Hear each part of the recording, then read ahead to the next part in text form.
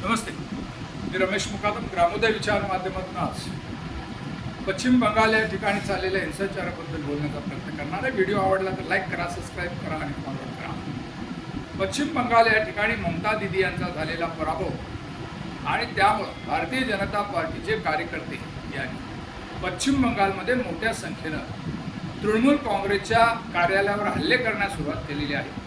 बुलडोझरचा वापर करून केंद्रीय सुरक्षा दलाच्या समोर तृणमूल काँग्रेसचे ऑफिसेस भारतीय जनता पार्टीचे कार्यकर्ते तोडत आहेत आणि विरोधी पक्षाचे जे कार्यकर्ते आहेत त्यांना ते मारझोड करतायत. त्यामुळे पश्चिम बंगालमध्ये हिंसाचार चाललेला आहे. काही ठिकाणी गोळीबार तर काही ठिकाणी बॉम्बस्फोट अशा प्रकारे हिंसाचार गेल्या 2 ते 3 दिवसापासून सुरू असून 7 ते 8 लोक त्याच्यामध्ये दगावलेली आहेत आणि सर्वत्र अनागोंदी कारभार चाललेला आहे आणि केंद्रीय बल याच्यामध्ये काही हस्तक्षेप करत नाही.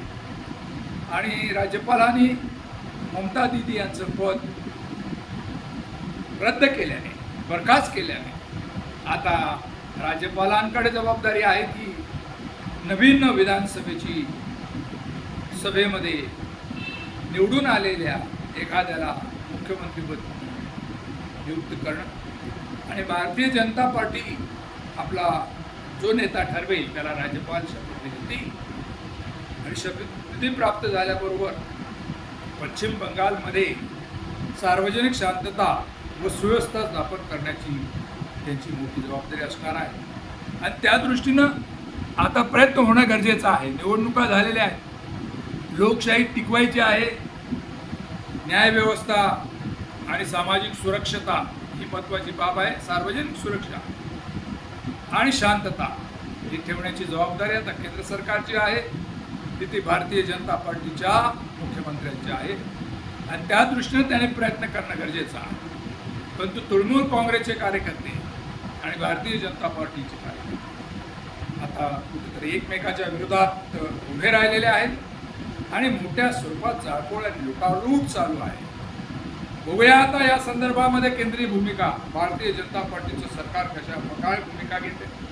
ममता दीदी यांनी राजकीय पाऊल उचलल्याने आता त्यांना इंडिया आघाडीचा भक्कम पाठिंबा मिळत आहे. अखिलेश यादव यांचा त्यांना पाठिंबा आहे.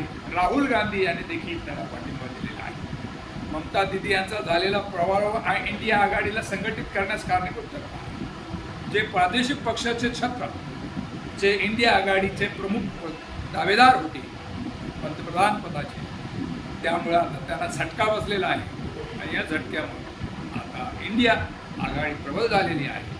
आणि राहुल गांधी यांनी हरियाणापासून एक पदयात्रा देखील काढण्याचा निर्णय घेतलेला आहे. भारतीय जनता पार्टीने साम दाम दंड भेद आणि निवडणुकीमध्ये मॅनिप्युलेट निवडणुका जिंकून सर्वांना आश्चर्याचा धक्का दिलेला आहे. महाराष्ट्र असो, हरियाणा असो की पश्चिम बंगाल असो किंवा दिल्ली असो, या ठिकाणी प्रादेशिक पक्षांचं जे प्राबल्य होतं ते मोडून काढण्यास शहा मोदी जोडीला यश आलेलं आहे. आणि आता पुढचा जो काही त्यांचा कार्यक्रम असेल तो बहुतेक चंद्रबाबू नायडू यांना संपवण्याचा आणि चंद्रबाबू नायडू संपवण्याच्या आधी इंडिया गठबंधन एकत्र आलेलं आहे आणि केंद्र सरकार हे खाली खेचायचं या दृष्टीने इंडिया आघाडीचे राहुल गांधी हे प्रयत्नशील आहेत आणि त्या दृष्टीनं त्यांनी हरियाणा या ठिकाणी एक पदयात्रा काढलेली आहे आणि त्यांना किती यश येते त्या दृष्टीने समजून येणार आहे.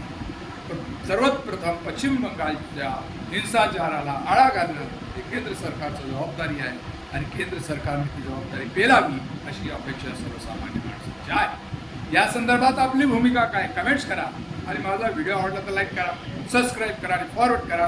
जय हिंद, जय महाराष्ट्र, जय भारत.